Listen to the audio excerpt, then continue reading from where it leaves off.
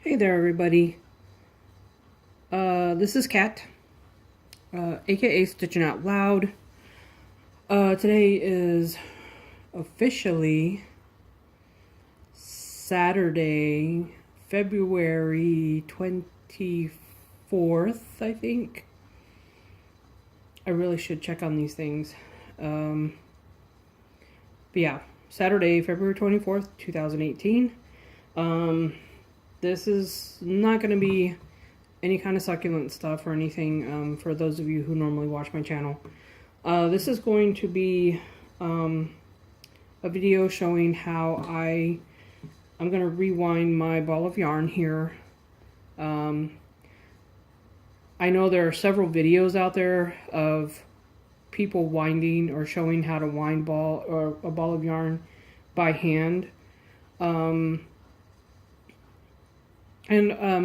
This may not be any better than that, but I just wanted to show how I do mine a little differently.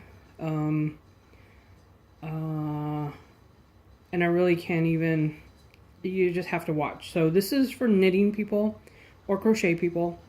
You could probably even use this if you have a ball of twine that's kind of falling apart and rolling around or whatever. Different stuff. I've been working on a hat for a special guy. I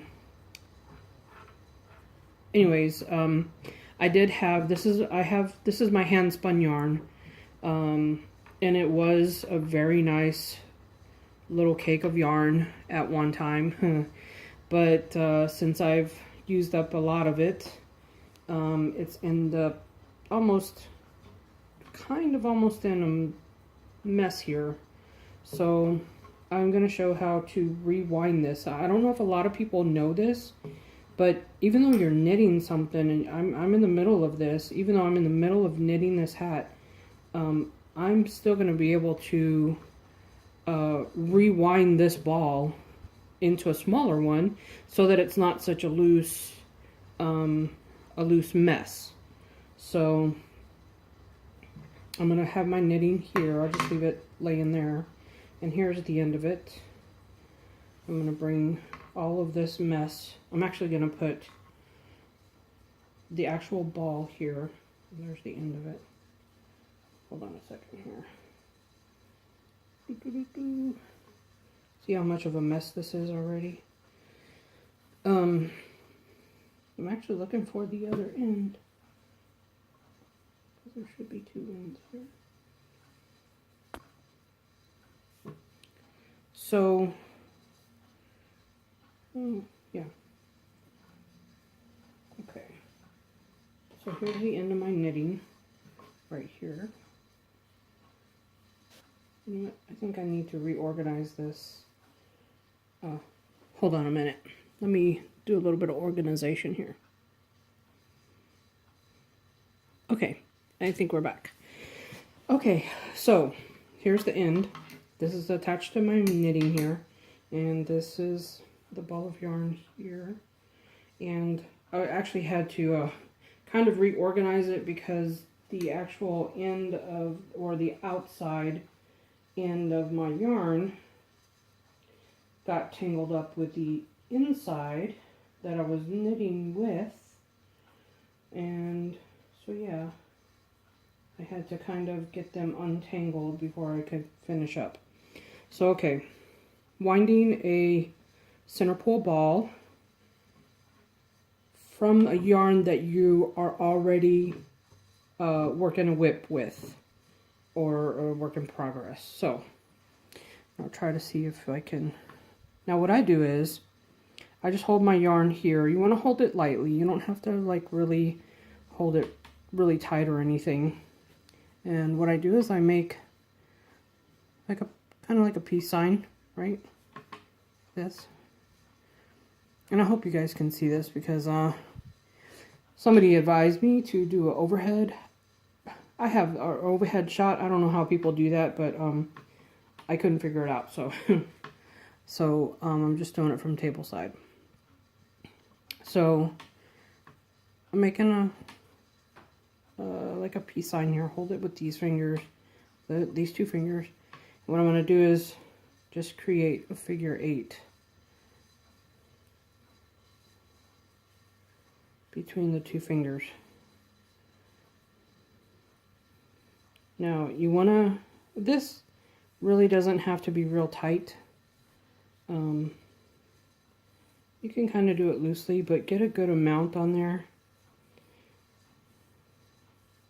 to get a good, you want to get a good center base for the yarn to create a ball around.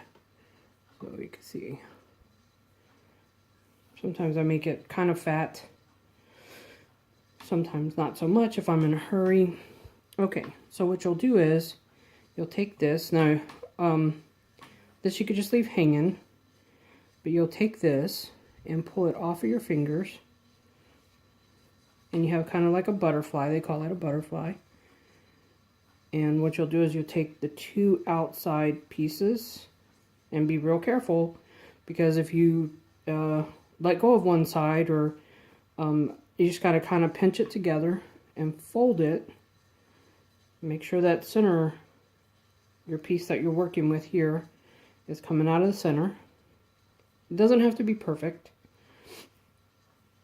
but you want to be real careful not to let go of this, because if you let go of it, it's just going to unravel everything that you just did, which is not a big deal. It just gets frustrating, that's all. And so what I do is I keep it pinched like this with my fingers, and then I just start wrapping.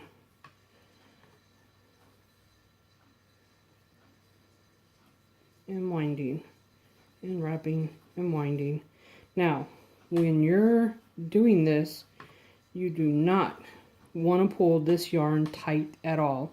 I'm doing this gently.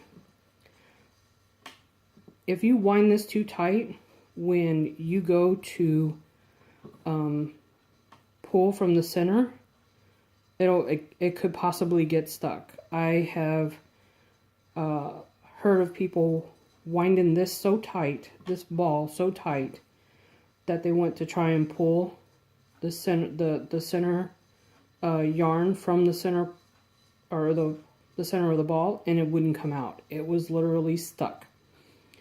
And another reason, okay, one of the purposes for doing this, especially with something like hand spun yarn, is you don't want to stretch the yarn. If you're using some umbrella swifts, and I've seen this happen before, some umbrella swifts they don't have enough loose gauge on it, and it will actually pull the yarn too much, and then your yarn starts to stretch.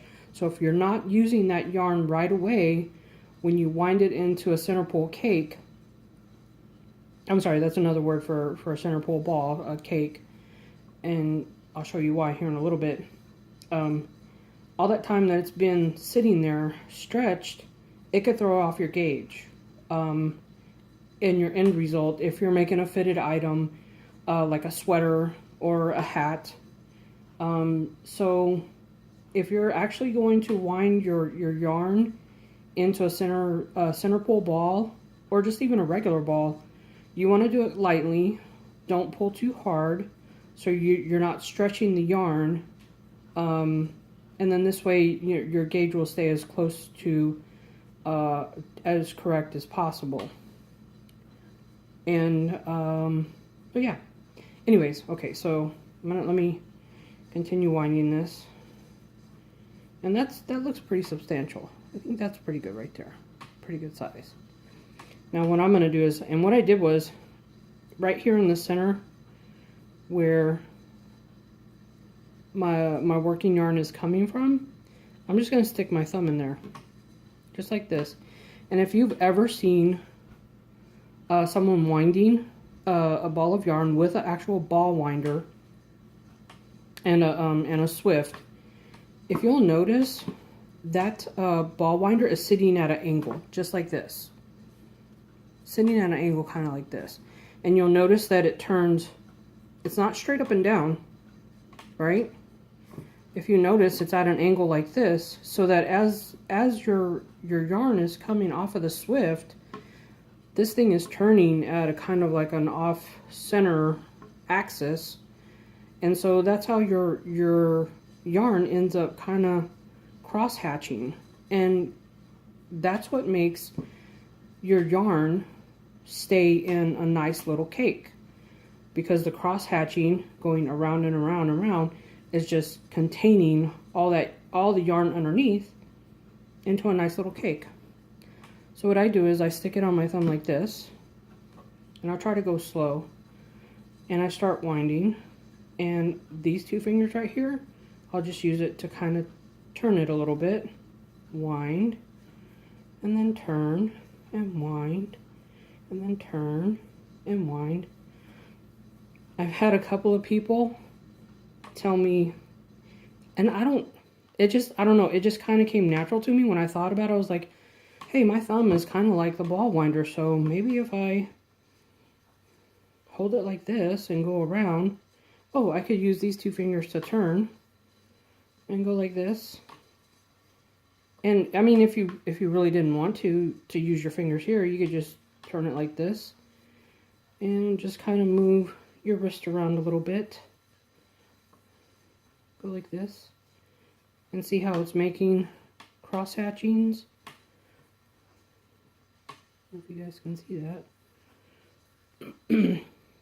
And every now and then I'll pull my thumb out and pull this back out, because this will actually end up wrapped around my thumb from just holding it. But you always want to make sure you have this still sticking out. You don't want to get it all tangled up inside.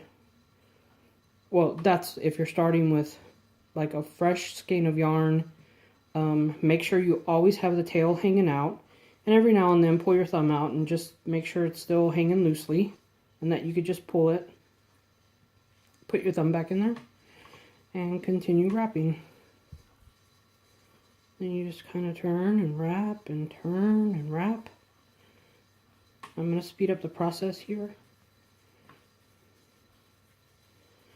And this is pretty much the same process when you're using a Nastapine.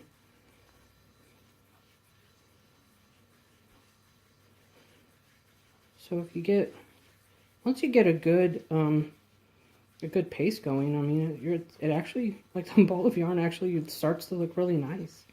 And you can see the colors coming out underneath, and it'll give you an idea of what your yarn is going to look like once it's worked up. And all the beautiful colors.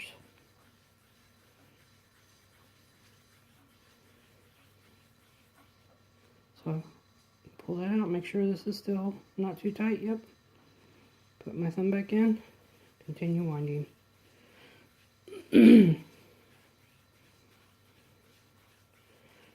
Now once I'm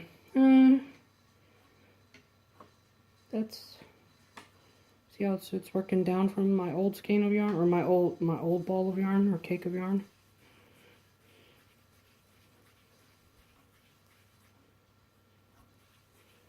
You just keep wrapping and wrapping and turning and wrapping.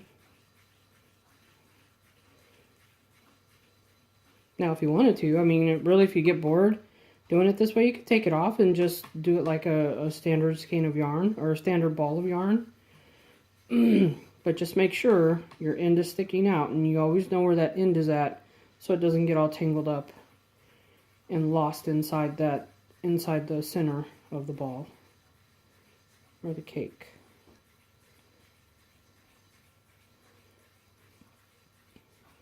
And if you ever notice, one of the things I thought about too is when you go to buy DMC thread or the crochet cotton, the way it looks like this.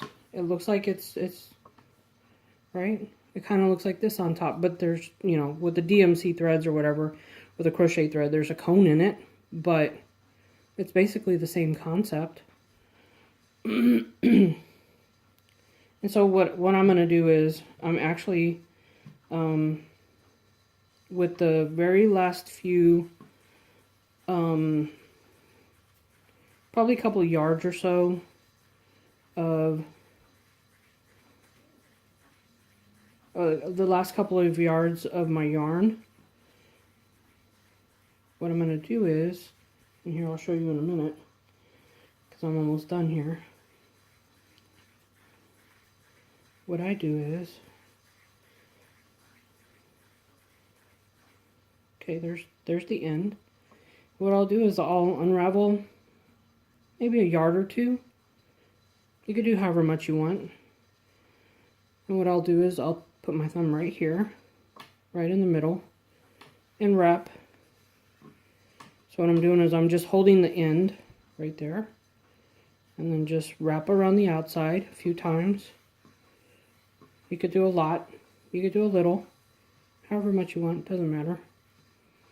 And then I'll take the end, stick my thumb in here, and hold it, and then just tuck my tail under.